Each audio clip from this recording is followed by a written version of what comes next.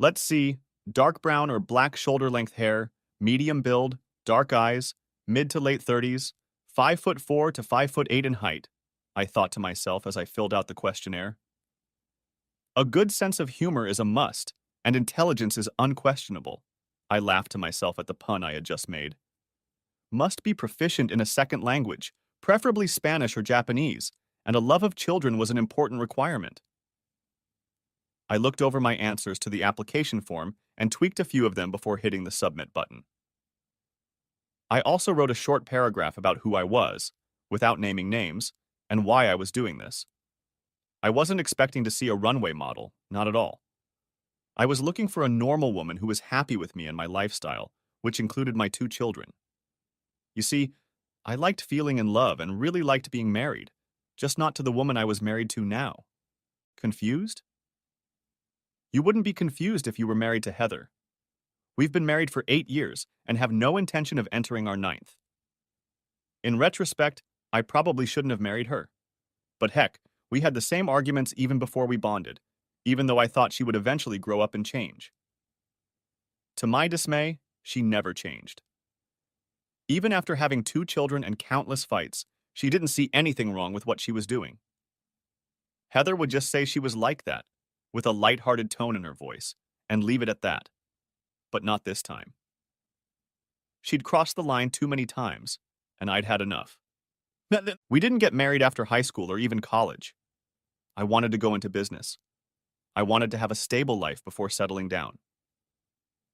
My 2 best friends in the world and I went into business together and spent 6 miserable years building our advertising business. We weren't huge, but we had a good client base and we grew every year. I had met Heather at a friend's party 2 years earlier when our business was in its 4th year and slowly but surely growing. She was blonde, tall, and very pretty. I'm not a troll, but I also don't have the looks that make women swoon. I think I look a little better than average, and if you didn't like me, well, that's your loss. I remember in college I once asked the most beautiful girl I'd ever seen to dance. I was a freshman, and 2 of my buddies dared me to ask her.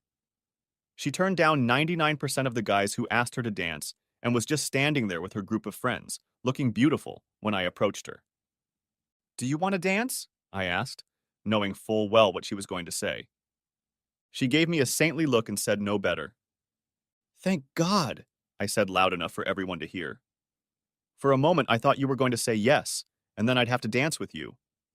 I only asked you to be polite, because an arrogant, self-centered cunt like you probably doesn't dance often with her head shoved so far up her ass, but I decided to ask you anyway. But if you'll excuse me, I still need to take a piss," I said, stepping away from her and her stunned group. A few people started giggling. As you can see, I have no problem calling a spade a spade. I've never done that before, that is, until I met Heather. I guess I didn't notice what she was really like. And getting back to Heather, I will say that for some reason she decided to go out with me when I asked her to. I wasn't quite sure why, but I was happy nonetheless. I was always busy, so we didn't go out much. Plus, her dance card was often full. She was always friendly when we ran into each other, and after our 5th year, things got better, and my thoughts turned to women again. I had a few bucks in my pocket, and for the first time in a long time, I could show a woman a better time than just going to a movie and pizza afterwards. "Steve, what's up? Still burning the midnight oil?" greeted Heather, catching up with me at the mall. "There's still work to do, but we're starting to see the light at the end of the tunnel. How are you doing?" "Are you still working at that accounting firm?" 4 years next week," she said proudly. "Would you like to grab a bite to eat and catch up sometime?" "Sure, that would be great." "Why don't I look at my schedule and give you a call?" I told her, surprised as hell. "Great, I look forward to your call soon." She even smiled broadly. "Well, I should get going. I have an appointment with my hairdresser, and I don't want to be late." She waved goodbye and was gone in less than 2 minutes. I won't bore you with the details of my subsequent dates and feeble attempts to woo Heather. I'll just say that I tried my best and had some success. Oh, okay. For myself, I was in 7th heaven. We dated sporadically for 6 months when we decided to become exclusive. We had accomplished a lot physically, but she said she wasn't going to go all the way with me until she was ready. It was the 4th month of our exclusive relationship, and I decided to go all out. On Saturday, I took her to a fancy restaurant, took her for a carriage ride around the lake, and finally went to a nice dance club. It wasn't the kind of club where all the teenagers congregate, but a more mature and upscale club. It was crowded, and there was no way I could catch the waitress's eye. Sidet, why don't I sneak over to the bar and get us something to drink? I'll be right back. I turned around and started making my way through the crowd. It took me all of 10 minutes, but when I got back to our table, I noticed she wasn't there. Maybe she went to the ladies' room, I thought as I sat down and waited for her. At 5 feet 8 inches tall and a full head of blonde hair, she wasn't hard to spot, especially on the dance floor. I couldn't believe my eyes and stood up so I could see better. Yes, it was Heather with some very tall guy. They were dancing to a salsa-style song and she looked beautiful, but too close to him for my comfort. When the dance ended and the slow song started, I figured she'd go back to the table, but when they pressed up against each other, my stomach churned. It had taken me 3 months to get that close to her. If the music hadn't stopped, I'd be ready to walk over and stop her myself by now. She came back to our table with a wide smile on her face. "You're back," she said, picking up her margarita.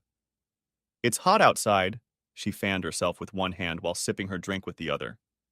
"I needed this," she said, finally putting the glass down. When another guy came up and asked her to dance, she was about to get up and leave with him when I spoke up. "If you ditch me again and dance with him, you'll find your own way home tonight."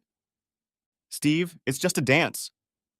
"And we're just on a date too, I suppose." "Steve, you said yourself you don't like to dance, but you know how much I love to dance," she said as she stood up. "It's just one dance, and I'll be back in 5 minutes."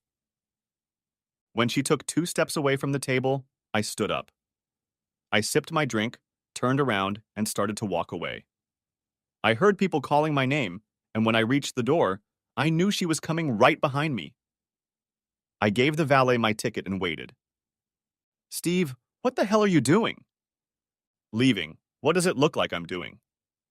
"You were just going to leave me here without saying a word?" "Heather, I told you that if you left me one more time, I would leave and you still left with that guy." "Steve, it was just a dance. What's the big deal?" "Seems like nothing much since you're so worried," I said as my car pulled up. "Steve, hold on. I'll get my purse and wrap up." "I have a better idea. Why don't you stay and dance with every Tom, Dick, and Harry? That way you won't have to worry about me being bored while you're on the dance floor." I got in the car. "Don't call me! I'll call you!" I shouted through the window to a now pissed-off Heather. I pulled away, feeling like Paul Newman in Cool Hand Luke.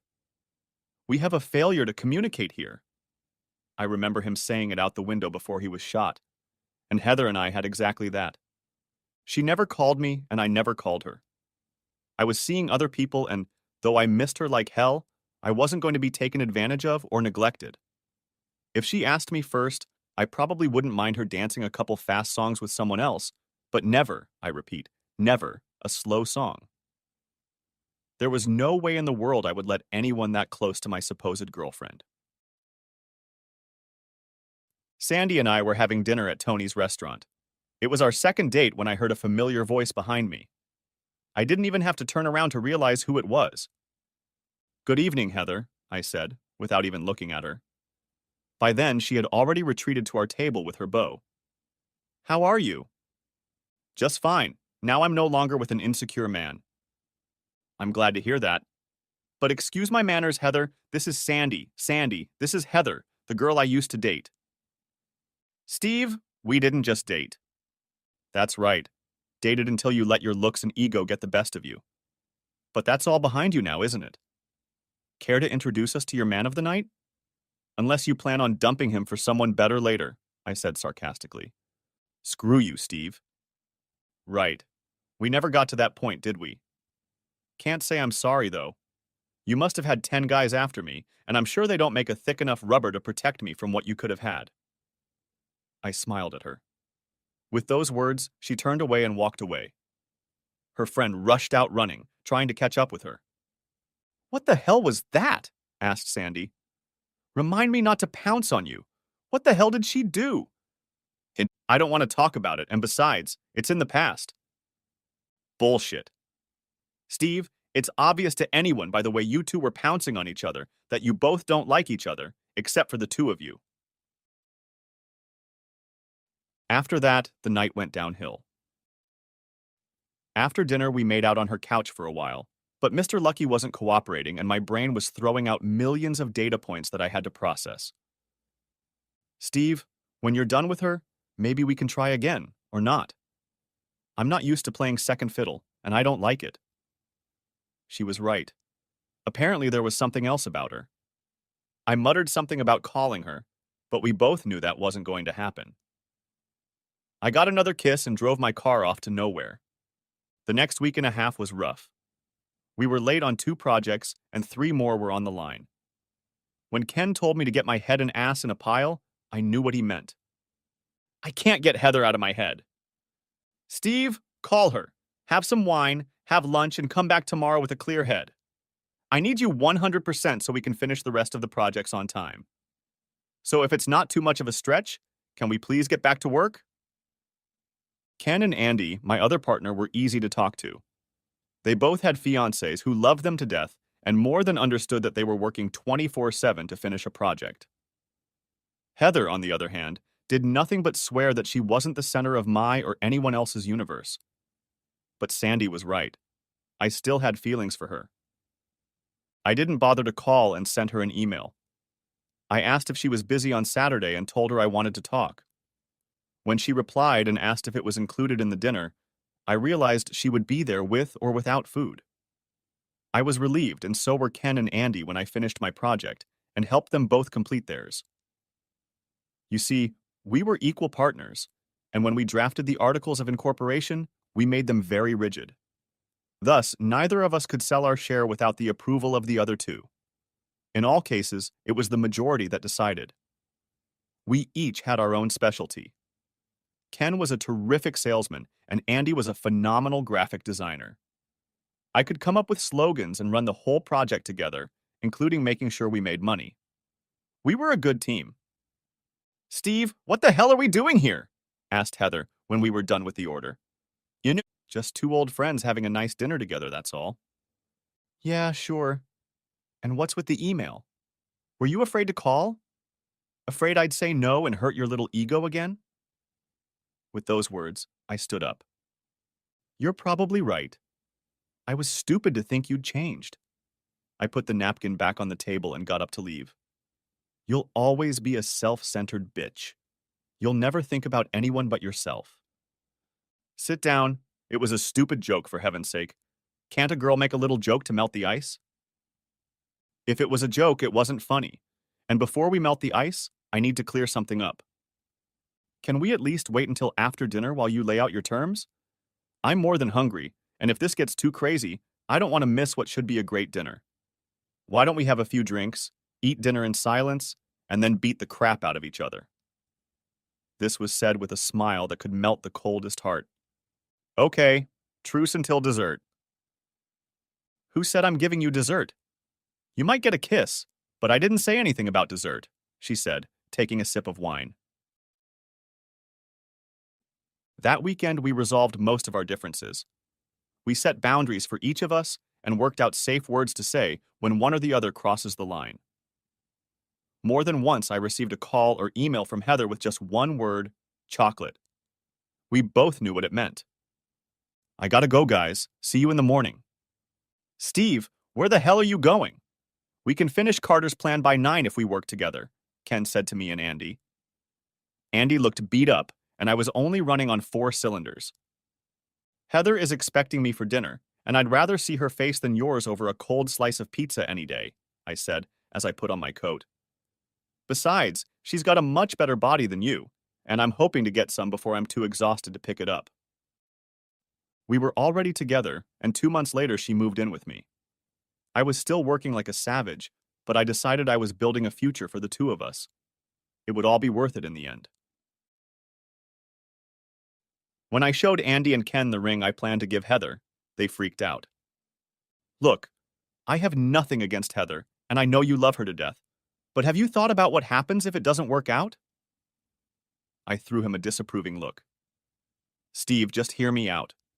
If you marry her and it doesn't work out, she can have half of what you own, including the business. We've worked too hard for some ex to come along and start making trouble. All I'm saying is talk to our attorney and get his opinion on this. And if you agree with what he says, proceed with our mutual blessing. You guys need to take more walks. You're working too hard. Now that you mention it, what are you going to do about Anne and Linda? Have you discussed a prenup with them? They both said that their fiancés were fine with it and that if I didn't believe them, I could ask. Guys, this is so impersonal and I know it's going to cause an argument. Steve, wouldn't it be better to tell her everything now before you ask her? If you do it later, she'll probably think you're hesitating. Get her to agree to it now, then ask her later. That way you'll be protected and the issue won't have to come up again. You'll sleep much better knowing you're covered, Andy said. He was wrong. I slept much worse, especially with Heather's hot body next to me. That was fine. I was a wuss when it came to Heather. With any other girl I dated, I was in control, but at the sight of her, my knees went weak and my brain turned to mush. A week later, after dinner, I broached the subject in what I thought was a roundabout way. Honey, can I ask you something? I said, starting our conversation. Sure, babe. Anything, she replied, snuggling up to me. Do you trust me? I mean, do you think I would ever do anything to hurt you? No, I hope not. Why do you ask? You haven't done anything stupid, have you? Now she sat up and looked at me. No, I didn't do anything. I was just thinking about us and our future, that's all. Honey, I think about us every day and how happy I am. You know I've worked hard to grow my business. I look at it as my nest egg, for our future. You work too hard, and your partners don't appreciate all you do for them, she replied, making it even harder for me to ask. We each have our own expertise, and we work together to get the job done. It's always been that way. But when we formed the company, we put in bylaws that will prevent anyone else from owning shares in the company. That way, only the three of us will own the company. What if one of you wants out or dies? Then the other two will buy the third person's share in the company, and it will stay with the original owners. Steve, what does that have to do with us?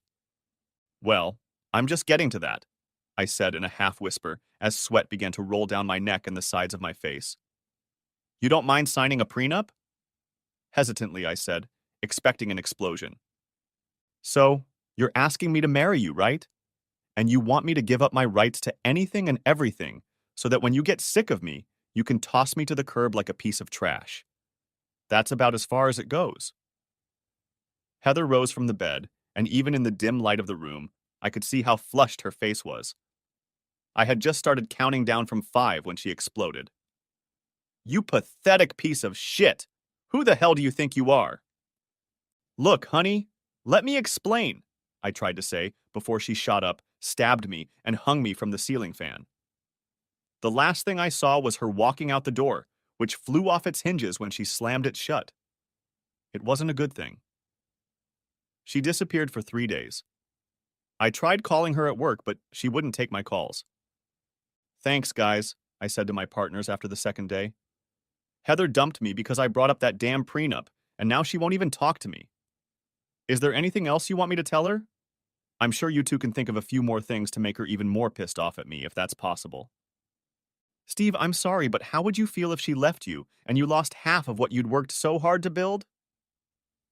I probably knew they were right, but that didn't make it any easier. When I got home that night, she was already waiting for me. Do I look like some money-hungry bitch to you? You think I'm only with you because of your damn money? Do you think? She shouted accusingly. Baby, I'm sorry about the other night, and no, I don't think that. It's just, if we got together and it didn't work out, I started to say before she stopped me again. So it gives you everything and me nothing. Is that what you're asking? You can go out and be promiscuous and leave me out in the cold if I complain? Heather, I would never cheat on you. Oh, now I get it. You think I'm the one who's going to cheat. That's the thing. At least I'm glad I found out ahead of time what you really think of me. You really are a miserable worm, aren't you? With those words, she turned her back to me. Now I was getting angry. Okay, Miss High and Mighty, what do you want to include? I want to protect my business interests and everything I've built up to this point. But if you have something to offer, now is the time to speak up. She stopped and turned to him. How about you cheat on me? What if in 10 years you want to replace me with a newer model? What would happen then? Well, we can put something in the contract for that case, if you're afraid I'll do something like that. I hate it as much as you do, but if it's laid out in black and white, at least we'll know the consequences if one of us decides to go astray. In other words, you don't think it's going to work out? Is that what you're trying to tell me? Heather, that's not what I'm trying to say. I love you to death, and we may never need this, but it will cover both of us if it does. So if you cheat on me, I can have whatever I want? And the same goes for me if you cheat. She paused, and I could see the wheels turning in her head. I don't like it, but I understand the thinking behind it. It's like we're drawing up an impersonal prenup, Clause 4, Condition 3 and all that. Well, at least one good thing came out of it all, she winked at me. What the hell was that? I asked. Hey. At least I now know for sure that you want to marry me. And frowning, she smiled. Steve, I know you'll never try to trick me, at least outside of the bedroom. So if I have to sign some ridiculous prenup to get you forever, then so be it. Let's just get this over with, and we can go back to the way things were before you chickened out. I'm not chickening out, I said in a serious voice. Whatever you say, she grinned. Taking my hand, she led me back to our bedroom. We need to put the last 3 days behind us, and I only know one way to start the healing process. The next day, I was late for work. It took a few weeks to work out the exact wording. My business and home were off limits, but anything further was fair game. It came down to the fact that if we decided to split, it would be 60-40, with me getting 60% since I made the most money. However, if one of us cheated, the guilty party would get a maximum of $25,000, and the rest would go to the offending party. The most detailed was what was considered cheating. The definition covered not only the physical act, but also the emotional dishonoring and dishonoring of the other party. I expanded the definition to include the impact it could have on my business. All in all, it was detailed, thorough, and best of all, finalized. We both signed it. After the document was notarized, the attorney kept a copy and put a copy in our safe deposit box, and I hoped it would be forgotten. That night, we went out to dinner to celebrate. I felt like a huge weight had been lifted off my shoulders. I sat there and just stared at her, thinking about how much I loved her and how close I was to losing her. Happy? I asked. Very, she said, reaching for my hands. You know I love you, don't you? And you know I'm totally in love with you too? I replied as our eyes made love to each other. Let's skip dinner and go home. Not on your life, cowboy. I'm hungry and I need a big piece of meat tonight, she said, looking at me. And probably dinner too. What would you say if I asked you to marry me? You already proposed to me, don't you remember? I thought it was a settled matter now, after our talk about the marriage contract. But I never said those words. All right, Steve, let's hear them. She set down her wine glass and folded her arms. Here? Now? What could be better? At least I'll have a bunch of witnesses to the big event, she giggled nervously. I knew she was just teasing me, knowing I would never do that in a public place like a crowded restaurant. But this time she was wrong. I had been carrying that ring around with me for the past month, waiting for the right time to give it to her. I stood up, walked over to her, and lifted her to her feet. Steve, you're embarrassing me, she said, looking around because people were now looking in our direction. I got down on one knee and pulled the ring out of my vest pocket. Heather, I love you more than anything in the world. You make me happy, and I want to live my whole life with you. Will you honor me by becoming my wife? I said it loud enough for everyone around us to hear. There was dead silence in the hall. Everyone was looking at us. She looked at the ring and quietly mouthed, Yes. Yes, you crazy fool, I will marry you, she finally exclaimed loudly. The hall erupted in joyous shouts. The visitors clapped and congratulated us. That night, we made love like we had never made love before. Clasping me between her thighs and holding her arms above her head, we kissed forever. She responded to my every move, our lips and tongues never leaving each other. I felt her climax right after I started mine. We went down together, and in that moment I realized I had found my true soulmate. 4 months later, we had a small wedding, and 2 weeks after that, I found out she was pregnant with our firstborn. After Gary Michael was born, she quit her job and became a full-time homemaker, and when Casey came along, we were, as she put it, all in. One boy, one girl, and a house with a white picket fence. We had it all. Once a month, we had dinner with my partners and their wives. They were both getting married. Every quarter, we threw a party for all our clients. It wasn't a grand event, just dinner and drinks to thank them for their continued support. I think I started noticing it right after Gary was born, but never really paid much attention. But looking back, I think I should have.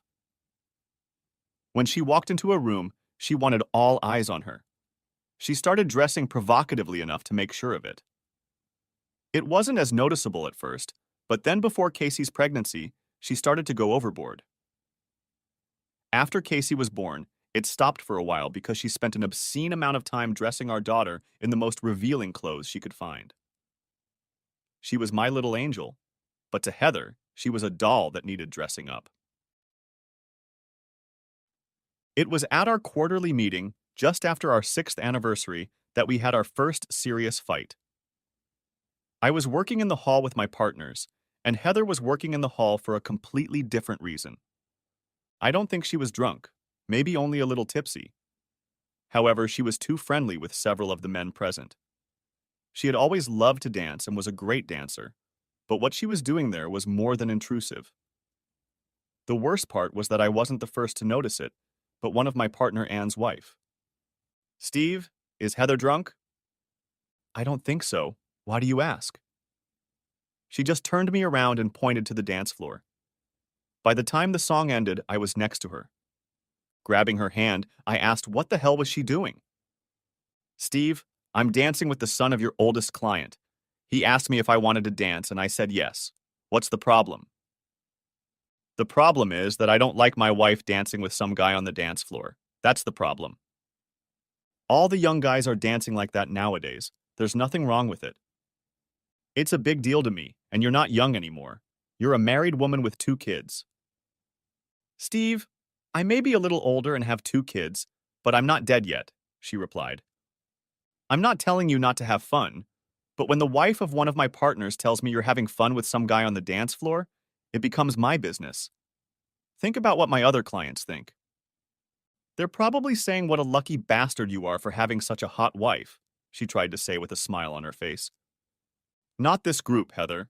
They're old geezers who wouldn't say a word if they had a mouthful of shit. But know that they'll pull their contract from us in a heartbeat if they think there's any chance of some foul play affecting their business. Okay, I'll chill, but you really need to relax. It was a long drive home. We were arguing about how the wife of one of the owners should behave. I told her what I thought, and she just rolled her eyes. Things got worse after that. 2 months later, she showed up at a charity auction wearing a skirt that I thought was too short.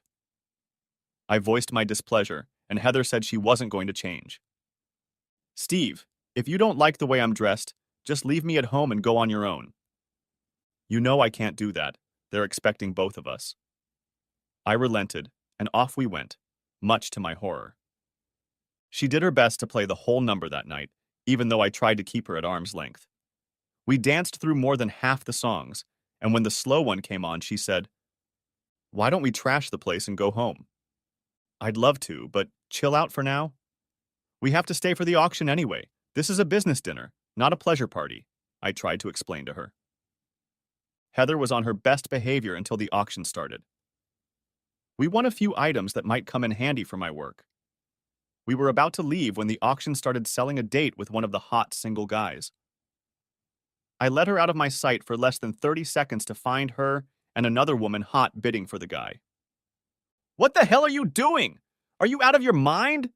I shouted quietly to her through clenched teeth, struggling to put a smile on my face. Just raising the price, she replied.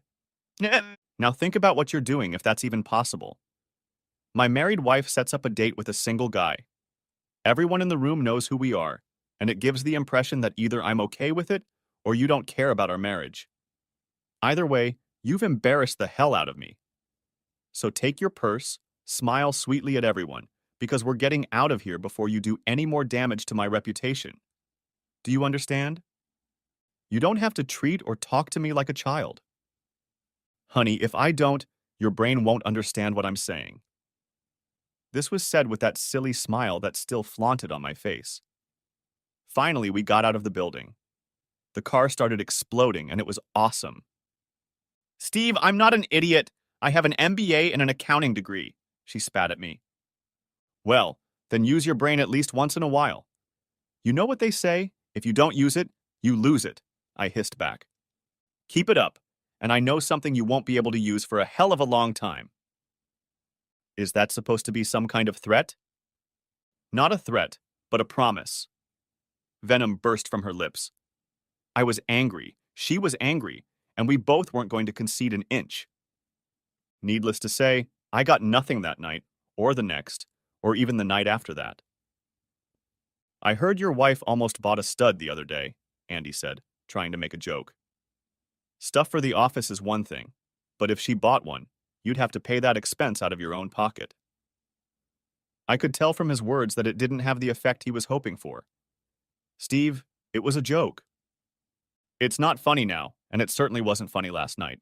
So if you don't mind, let's just drop the subject, okay? No problem, I was just thinking. I stopped him on the spot.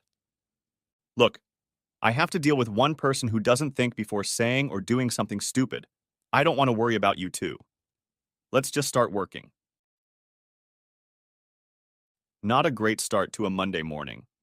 Fortunately, there weren't many people at work, and I could close the door and go about my business without anyone interrupting me. The atmosphere at home was chilly at best, and if it weren't for our two kids, I probably would have spent a lot less time there. We slept in the same bed, but there was a 10-foot-high barrier between us. God help us if we accidentally made contact. It was as if someone had hit us with a red-hot fireplace poker. Are you done sulking yet? Heather asked me after dinner Friday night. If not, I'm leaving. I've had enough of the frost from last Saturday night. You still don't get it, do you? Said I, looking at her.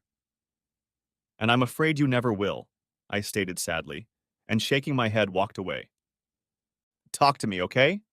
Just don't walk away from me or I'll walk away. Was she trying to threaten me? Okay, suit yourself. I should have put her on a shorter leash. Maybe then I could have controlled her a little more. No, that would never work, at least not with her. I'm leaving. Don't wait up.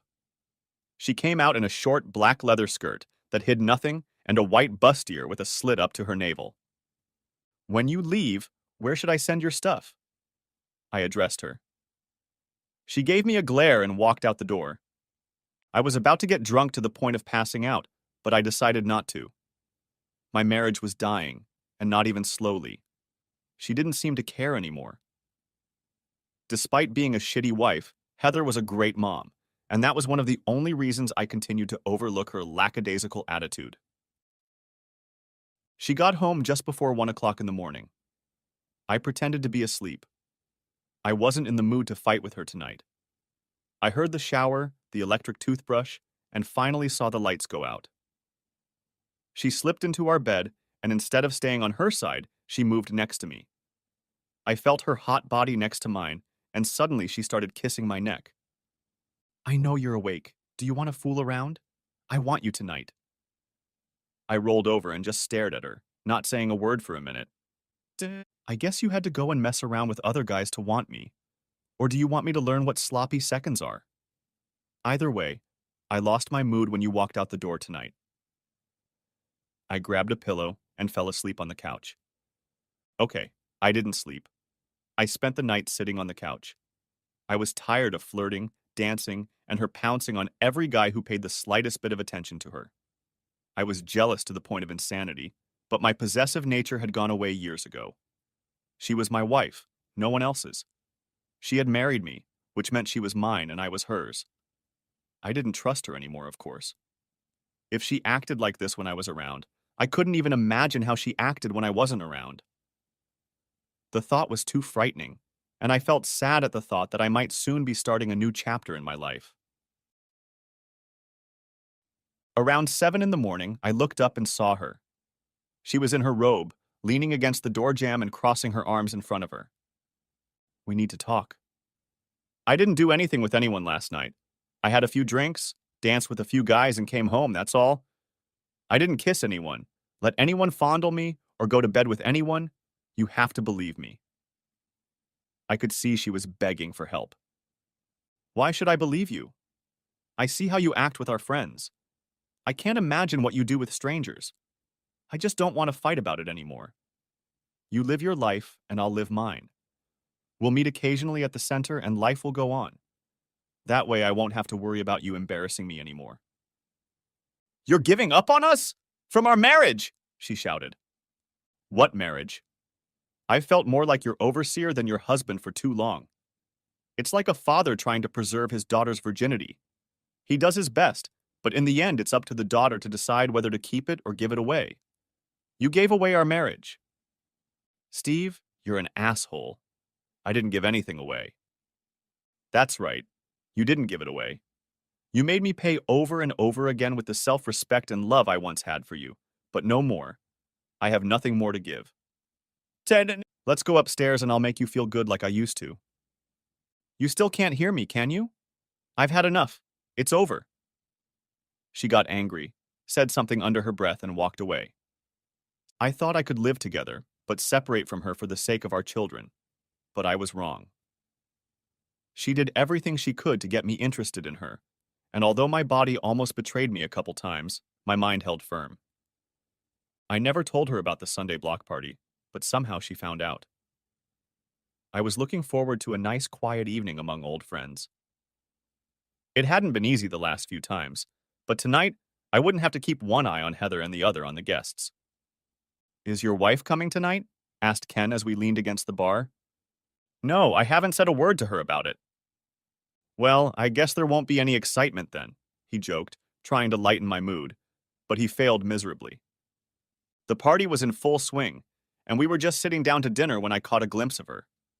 The dress was too low in the front and cut too high at the side. I almost didn't make it, honey, Heather said, kissing my cheek. She sat down on a vacant chair, squeezing it and herself between me and the man to my right. I looked at her, and she really did look amazing in her new dress. It showed off her body and really suited her. Linda told me about the party, and you must have slipped your mind. She looked at me. She whispered softly, You don't want anyone to think there's trouble in paradise, do you? She smiled at the couple across the table from us. I thought your wife wasn't coming, reminded Andy. You can thank your wife for being here, I told him in disgust. Hey, it's not her fault you can't control your wife. I wanted to strangle him right then and there, and I think he realized it as soon as he opened his mouth.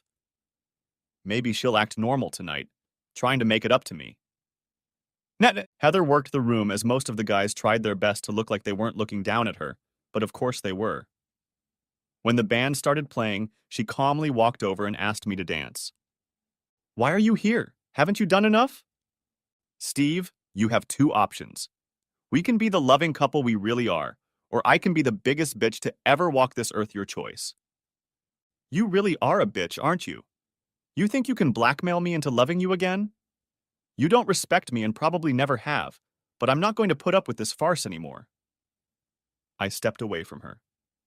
I walked over to Linda first, thanking her for telling Heather about the party, and then to the bartender. He handed me my drink and I slipped him $100 bill and told him what I wanted him to do. He smiled. I didn't. I went back to my seat. Heather was remarkably good that night. She sucked up drinks like water and flirted with every guy, single or not.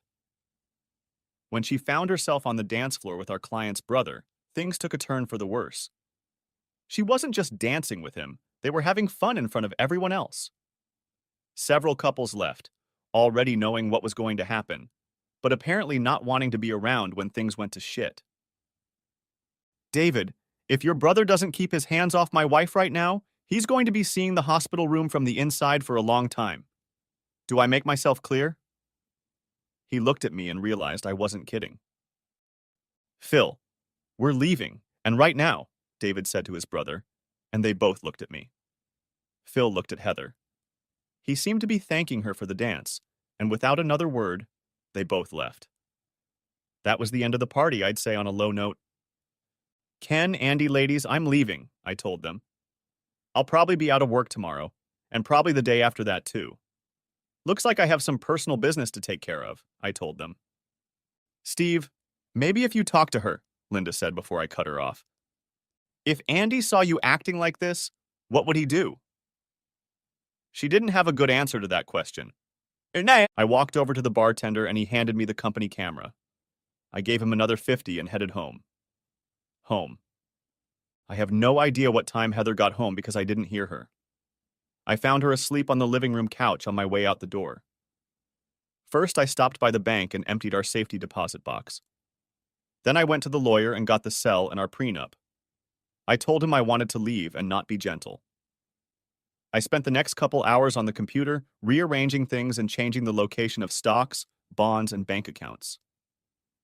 Credit cards were canceled, reopened in my name only, and I went so far as to notify my children's school via email that I was in the process of divorce so she couldn't take my children and run away. I made sure my attorney prepared an order signed by a judge stating that I was to be notified if Heather came to the school to try to take the kids. Where have you been all day? I called your work and they told me you took the day off, said Heather, watching my reaction to her words. I'm really sorry about last night. I guess the anger and alcohol must have made me look like a complete ass. I apologized to Ken, Andy, and their wives and was waiting for you to get home so I could talk to you. You don't have to. Like I told you before, I'm done with you. If I wanted to marry a whore, I'd pick a better one than you. At least with a whore, I would have known what position I was in. And with you, I never realized anything until last night. I had my suspicions, but I never knew what a conniving bitch you could be. Thanks for finally putting it all out in the open. Steve, that's not what you meant. I'm sorry, we can get past this, I know. I just shook my head. Here's a check for $10,000 for legal advice. You'll be handed it in on Thursday, and you'll know that all of our old accounts and credit cards are now closed. You can stay in the house, just stay away from me.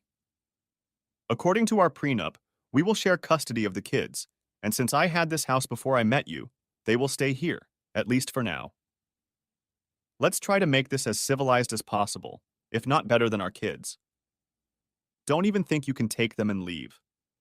I have a signed court order that says I must be notified immediately if you try to take the kids out of school for any reason. When you get a lawyer, I will send him a copy of our prenup. I wish I could say this is just business, but it's not. It's personal to me now.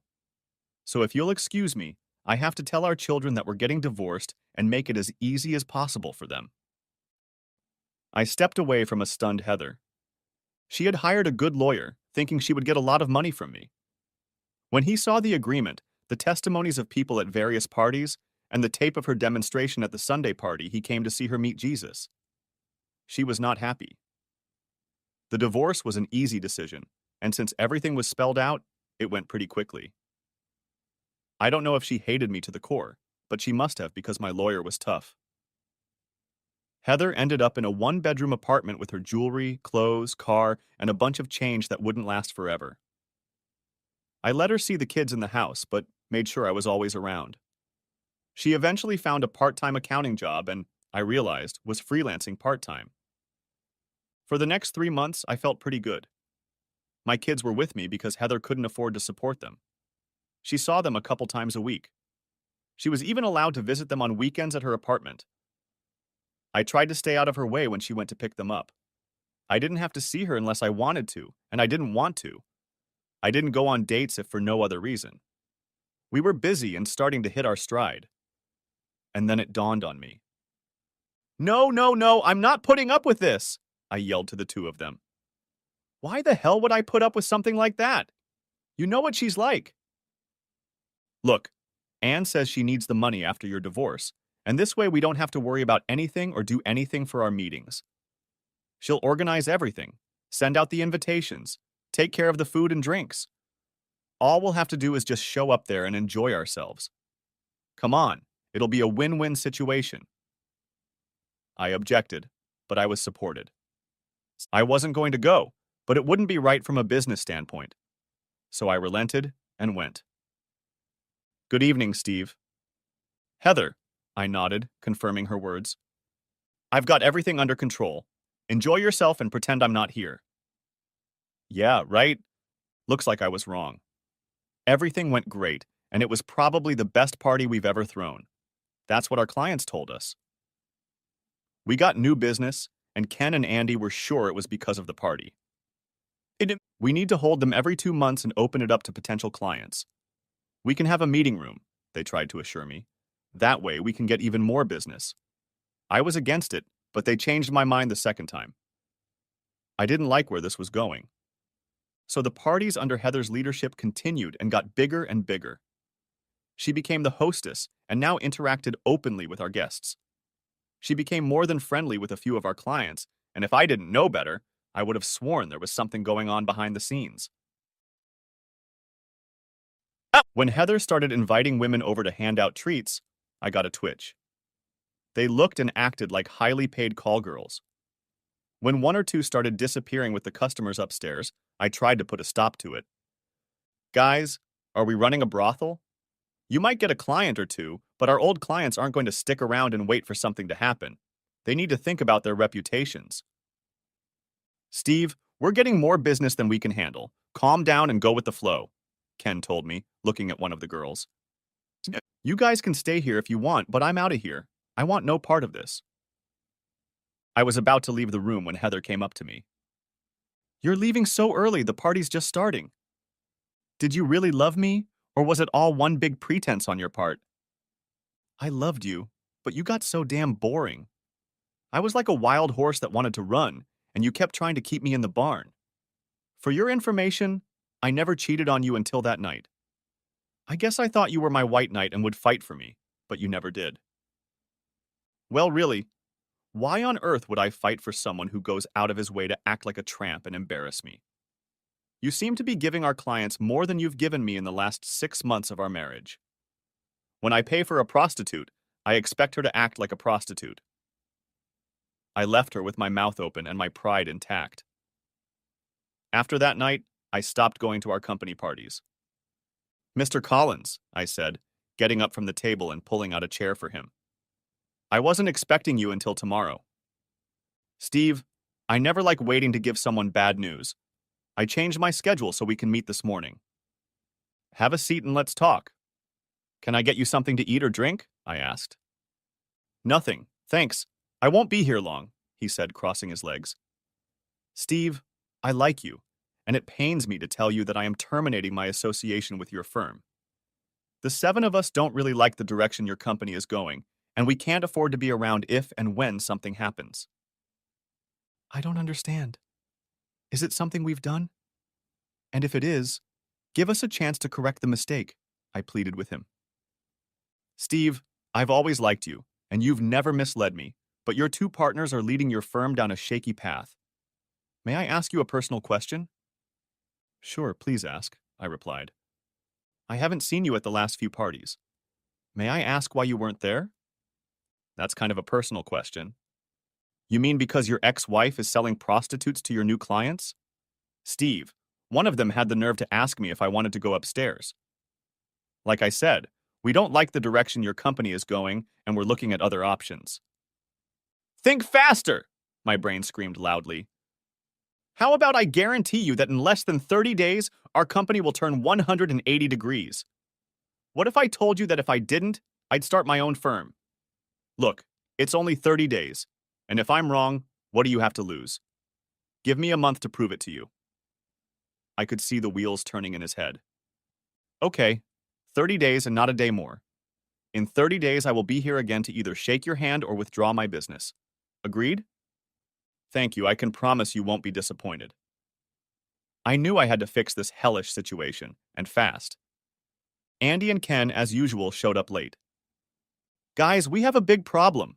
Some of our customers want to fold their business. One of them was molested by my ex-wife's hostesses at your last party. He was with his wife for goodness sake. I told them we'll set things up, but we only have 30 days to do it. I need your help. What was that phrase? Deaf, dumb, blind, and stupid? That's exactly what they were. They liked the parties the way they were, and if a few old guys didn't like it, fine. Look, Steve, we have contracts with all of them. They can't just up and leave without charging us a huge termination fee, and they're not going to do that. You worry too much, they told me. To hell with them, I thought. I'm not giving up without a fight. I picked up the phone. Sanda, I made the appointment for lunch instead of dinner because I didn't want anyone to know about it. I'm glad you both could join me, I said to Anne and Linda. Why are you being so secretive, Steve? Asked Anne. Or should I say we have a big problem. I then recounted my meeting with Mr. Collins and my conversation with their husbands yesterday. I'll leave on my own if I have to. I worked too hard to build this business to see it go down the drain because of an ex-wife and a few prostitutes. What prostitutes? Said Anne, straightening up in her seat. Haven't you been to any parties in the last 6 months? All those women handing out drinks and food are call girls hired by Heather.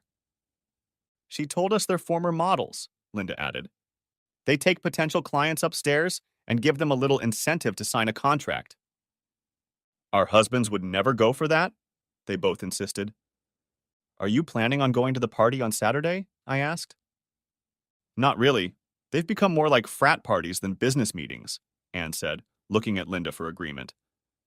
Now for a really personal question. When you both signed the prenuptial agreements, were they the same as Heather and me? Steve, after we saw what Heather signed, we told our husbands that there was no way in hell we would sign such a contract, and we didn't. I was stunned. You didn't sign anything? Just the marriage certificate, Linda replied with a smile. My thoughts were racing at 1,000,000 miles an hour.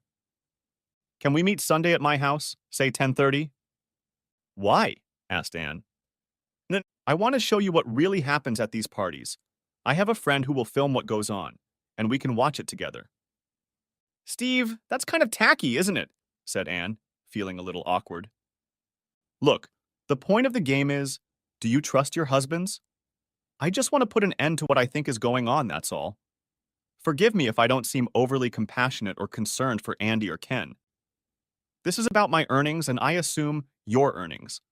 I'm going to do this with or without your consent. I just want you both to know about it in advance. You can warn your husbands or leave it alone. It's your choice. Steve, you're not going out alone, are you? Asked Linda, looking more than concerned. I wouldn't want to, but if I have to, I will. Why don't we postpone the decision until Sunday? Maybe they'd have a change of heart after I talk to them, and if not, well, fine. None of us ate much at lunch. Since our company was paying for the rooms, the hotel had no problem letting my man in early Saturday morning. I told him I wanted pictures and sound in the dining room and both guest rooms. John, when everyone leaves Saturday night, I want you to get all the cameras out and bring me the CDs. I don't want any evidence left behind that might come back to haunt me, understand? At least now I could confirm what I had heard or prove my clients wrong, but I didn't think so. John brought everything he needed just after 2 o'clock the next morning. The camera, discs, and microphones were all in place. With a check for $700 in his pocket, he left, and I went to bed. I was going to look at one of the discs, but decided I'd better get a good night's sleep because there was no telling what would happen next. Anne and Linda drove to my house together. They had a bag of donuts and coffee from Starbucks. I didn't seem to need to make breakfast. Have you watched the CD yet? Asked Anne, pouring herself a cup of coffee and taking a donut. No, but I already put it in the DVD player. Well, let's see what we've got then, Linda muttered, finishing the last donut. It had started out pretty darn humble. Maybe I was wrong, I told them both. Then I saw Heather look around and walk out of the room. I switched to another DVD and saw her walk into one of the adjoining rooms. We watched 4 or 5 customers being served. We fast-forwarded through 90% of the action, and I figured Ken was the only asshole until Andy walked into one of the rooms with one of the women. "Steve, I'm so sorry," she said, standing up and strutting back and forth. "At least he didn't swat me." And to think we felt sorry for her enough to make our husbands hire her to organize these parties. Again, we're sorry about that, Steve. There was a lot of sorry here. No problem, you didn't know, and to tell you the truth, I didn't know either. But now I do know. If you have no desire to watch any further, I'd like to turn this garbage off. I hit the stop button. "That bastard will be dead when I get home," Anne muttered. "I don't even want to see mine," Linda yelled. "I'm going to call and tell him to take his shit and get out." I let them go on for a few more minutes before I spoke. "Ladies," I said, as the 2 angry women looked in my direction. "Like it or not, we still need them." "For what?" shouted Anne in response. "For their jobs. They're both very good at what they do when they're on the job. Right now, if the company is to survive, we're going to need their help." Both women sat down, but were far from calm. "I have a suggestion for you both that will allow you to get back at your husbands and keep the company intact." I captured their attention. For the next 2 hours, I laid out my plan. They didn't like everything, but they agreed with most of my suggestions. I called our company lawyer, and 3 hours later, the agreement was signed, sealed, and notarized. "Please don't freak out until the paperwork is filed with the court on Monday morning," I pleaded with them. "You'll have the upper hand by Tuesday, and I don't care what you do after that." And I really didn't care. My former best friends bullied me, especially Ken, and they would get theirs one way or another. Monday was typical. We had a lot to catch up on. After the morning meeting, I went into my office, closed the door, and called my ex-wife. "Heather, I need to meet you at the house tonight. The kids will be at my mom's, so no one will bother us." "Steve, do you want me to wear something special?" she asked. "No, wear whatever you want." "You dog. I knew you couldn't stay away from me. I'll be there by 7, honey." I probably shouldn't have played along, but I just couldn't help myself. She was the mother of my 2 children, but thank God, no longer my wife. I left the front door open, and just before 7, she walked in wearing a long coat. I handed her a glass of wine and raised our glasses. "To a once great marriage," I said, setting down my glass, watched by a puzzled Heather. "Please have a seat, because you're going to want to hear what I'm about to tell you." "Steve, we can talk later. Right now, we're going to need all of our energy to reconnect with each other." "You told Ken that too? And the other 2 guys from the party last Saturday?" said I, turning on the DVD player. I rewound it to the part where she and Ken were doing it, and turned the volume up really high. "Turn it off! Please turn it off!" she yelled through the tape. It was a stupid mistake. He told me that if I didn't sleep with him, he'd turn me off. I had no choice. "And the other 2 guys?" She didn't have an answer for that. "The parties ended last Saturday. No more parties, no more fun, no more Ken and Andy." "But they still owe me for Saturday." I pulled a wad of cash out of my pocket. "I'm guessing $300 a trick. That should be enough for you and the other whores." I held out the money to her. "If I was a real asshole, I'd turn this tape over to the authorities. But you're still the mother of our kids, and I'm not taking them to jail to see you." "Steve, I'm sorry, but I needed the money to live." Ta-da-da. "I guess you're going to have to find another way to make money other than on your back. Unless, of course, you want to do it yourself, because I'm not going to pay you for it with money from my company anymore. The wrath of God will come upon Andy and Ken tomorrow, and it won't be pretty. I suggest you get out of town for a couple weeks. Maybe you can visit your mother out of state until things settle down. I can't and won't forbid you from seeing your children, and I won't tell them what a whore you've become. That's between you and your conscience. However, until you reform, you can only see them in this house. You can't take them anywhere by yourself, and no overnight visits. Is that clear?" "I never had anyone when I had the kids. How stupid do you think I am?" I just stared at her. "I'm just sorry it ended this way. I thought we had a pretty good marriage. But apparently you wanted more than I was willing to give. For a minute, I thought she was going to beg us again to try again, and if I hadn't seen the tape, I might have considered it. But not now. Hell, there was no way I was going back to her. We talked, made plans for the future, and after an hour she left. She kissed me on the cheek and told me that if I ever needed stress relief, to call her. That didn't happen while I had two beautiful hands. Anne divorced Ken and Linda, for whatever reason decided to try to patch things up with Andy, although I still wouldn't want to be in his shoes. You see, each of the ladies received 50% of the stock in our company owned by their husbands. With these shares, Linda, Ann, and I now had a controlling interest in the company. Andy and Ken were told that they could keep their jobs, but going forward, they would only be paid for what they did for the company. They were not happy about this, but something about alimony payments and a possible impending divorce kept them working. We made the necessary changes to bring our company back to respectability, and although we lost a few accounts, we maintained a stable client base. It is now just Linda, Ann, and myself attending the monthly meetings. Next year, we want to expand our staff and add a few new graphic designers, but that will be our decision. I see Heather once every 2 weeks and have no idea what's going on in her life, nor do I care anymore. I get a lot of hits on my profile and have even dated a few of them. One girl caught my eye. Her name is Kikyo and she lives in Japan. She is a single mom and is planning a trip to the United States next month. We video chatted via computer and she seemed nice enough, but was concerned about what she had heard about Americans being disrespectful and asked me directly why my wife and I had separated. When I told her about it, she smiled and said she was looking forward to meeting me. Could she be the one? Only time will tell. But as I said at the beginning, I enjoyed being in love and will remarry someday. I just hope she doesn't have the hassle of signing a prenup like Heather did. I'm not going to take any chances, and neither are Anne or Linda. The end.